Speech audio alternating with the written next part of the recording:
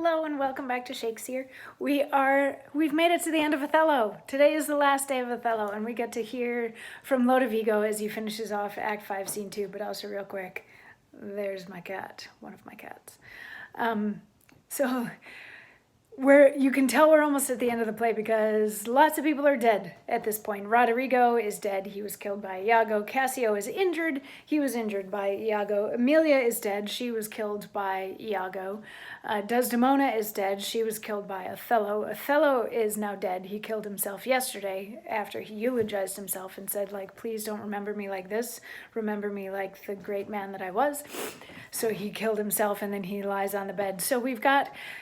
At minimum, we have Desdemona and Emilia and Othello now lying dead on a bed together. And at the end of yesterday's monologue, when Othello killed himself, the other people left in the room, which is Montano and Gratiano and Iago and Cassio. But Iago isn't saying anything because he decided he's pleading the fifth from here on out. They're like, crap, we would have stopped Othello from doing that, but we didn't realize that he had a weapon with him. So then Lodovico turns to Iago and says, oh, Spartan dog, more fell than anguish, hunger, or the sea. Look on the tragic loading of this bed. This is thy work. The object poisons sight. Let it be hid.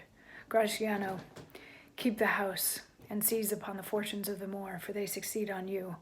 To you, Lord Governor, remains the censure of this hellish villain. The time, the place, the torture, oh, enforce it. Myself will straight abroad, and to the state this heavy act with heavy heart relate. And that's the end of the play. So it ends with Lodovico being really angry at Iago, telling Gratiano that he inherits everything that was Othello's, and telling Cassio that he really needs to enforce some sort of punishment against Iago. So it's kind of an interesting ending in that respect. I mean, yes, we've had loads of the characters die, so it falls under the heading of a tragedy, but we don't actually get to see Iago get his comeuppance. Othello had stabbed him earlier in the scene, but he doesn't kill him because, by his own admission, he doesn't want Iago to die. He wants him to live in pain, that whole not to the death, to the pain thing. So maybe Othello gets what he wants and Iago lives in pain for the rest of his life, but we also don't know if Iago is capable of feeling any sort of remorse for the things that he's done. He did a lot of really bad stuff. So anyway, it's an interesting ending. It's maybe an unsatisfying ending, or maybe it's supposed to be the sort of ending where you get to imagine it ends the way that you want it to. Maybe Iago gets jumped in prison and gets killed, or maybe he escapes. However you would want that to go once the play has ended, it's sort of up to your imagination.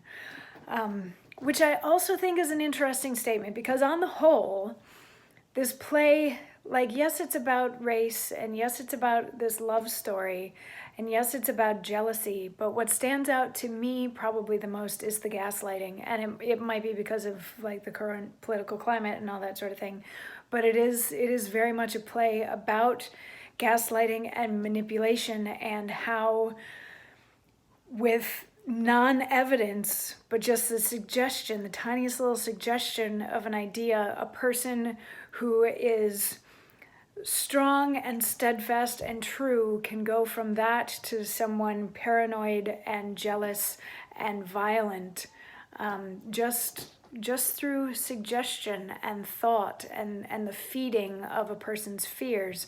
So then I think it's all the more interesting that the person who does this feeding of the fears, the Iago character, that we don't actually know what happens to him. And I wonder if that's because we as a society, or at least Shakespeare and his society, didn't know what happened to people who gaslit other people. Maybe there were no actual repercussions for the puppet masters.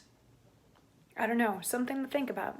Anyway, so yeah, that's Othello. I'm kind of sad to leave this one. This was a good play. But tomorrow, tomorrow is new play day, and we start in with everybody's favorite, Pericles. I'm totally kidding. Most people don't know Pericles. I didn't know Pericles. So this is going to be an interesting journey through this particular play, but I'll have more thoughts on that tomorrow. Thanks for joining me for Othello.